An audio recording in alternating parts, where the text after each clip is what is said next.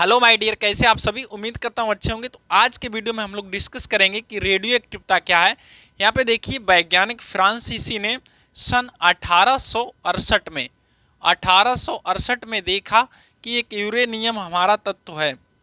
Uranium कोई तत्व है, यूरेनियम जानते होंगे आप, या इसका लवड़, यूरेनियम तत्व या इसके लवड़ों से कुछ अदृश्य किरणें निकल रही हैं। इन किरणों को बोला गया बाद में अल्फा किरणें, बीटा किरणें और गामा किरणें। अल्फा, बीटा, गामा किरणों के नाम से इन्हें जाना गया बच्चों। ये जो किरणें थी स्वतः ही निकल रही थी, अदृश्य किरणें थी। ये फोटोग्राफिक प्लेट को प्रभावित कर रही थी।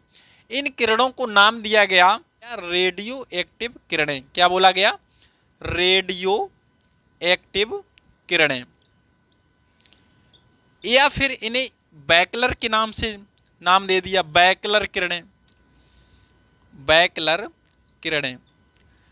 और जिस तत्व से ये किरणें निकल रही थी, जिस भी तत्व से निकल रही थी उसे बोल दिया रेडियो एक्टिव तत्व, रेडियो एक्टिव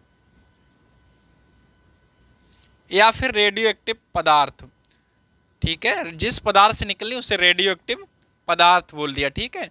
अच्छा, ये जो सारी घटना हो रही थी, इसी घटना को बोला गया, जो घटना घट रही थी इसी को क्या बोला गया? रेडियो एक्टिवता। रेडियो एक्टिवता, इस घटना को बोल दिया गया।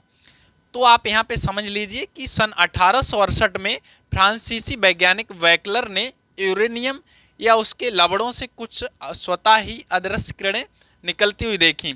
इन अदृश्य किरणों को रेडियो एक्टिव किरणें या फिर बैकलर किरणें कहा गया।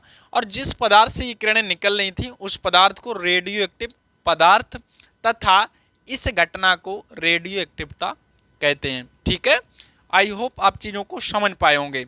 तो इस तरह से आप इसे लिख सकते हैं। इसे क्या बोलते हैं बच्चों? रेडियो एक्टिवता। और एक चीज़ और बता दें बच्चों, इस रेडियो एक्टिवता का एक दूसरा नाम भी है रेडियो धर्मिता। क्या नाम है? रेडियो धर्मिता। तो इस तरह से जो रेडियो धर्मिता हो गई, तो ये जो हमारा तत्व है, रेडियो एक्टिव तत्व है या रेडियो एक्टिव पदार्थ है, ये रेडियो धर्मी पदार्थ भी कहलाया जा सकता है यहाँ पे। ठीक है, जानकारी के लिए यहाँ पे समझिए बेटा थोड़ा से, और हम आपको बताते हैं। सन 1898 में पियरे नाम सुना होगा आपने, पियरे क्यूरी, और इनकी वाइफ थी मैडम क्यूरी। इनका तो नाम आपने सुना होगा। इन दोनों लोगों ने बेटा क्या किया? एक नए रेडियो एक्टिव तत्व की खोज की जिसका नाम था रेडियम। जिसका क्या नाम था? रेडियम।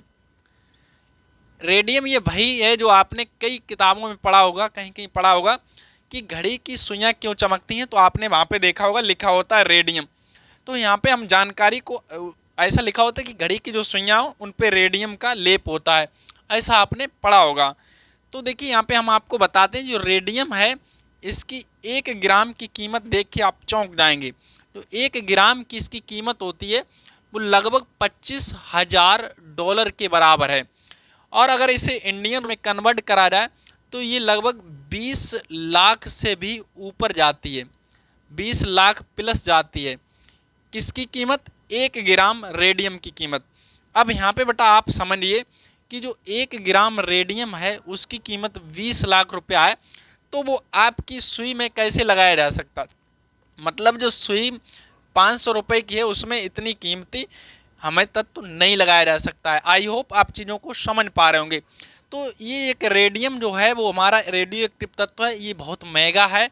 और इसकी खोज के लिए मैडम क्यूरी और पियरे को सन 1903 में नोबेल पुरस्कार से सम्मानित भी किया गया। ठीक है बेटा, तो आई होप आपको जानकारी अच्छी लगी हो तो वीडियो को मतलब शेयर करें दोस्तों में, और हमारे चैनल को सब्सक्राइब करें। देखिए बेटा, अगले वीडियो में हम लोग बात करेंगे अल्फा, बीटा, जो गामा किरणें हैं ये क्या हैं, थोड़ा सा यहाँ पे और हम समझा देते हैं आपको। देखिए बेटा, कोई भी हमारा तत्व है उसमें अल्फा बीटा दोनों एक साथ उत्सर्जित नहीं हो सकते हैं।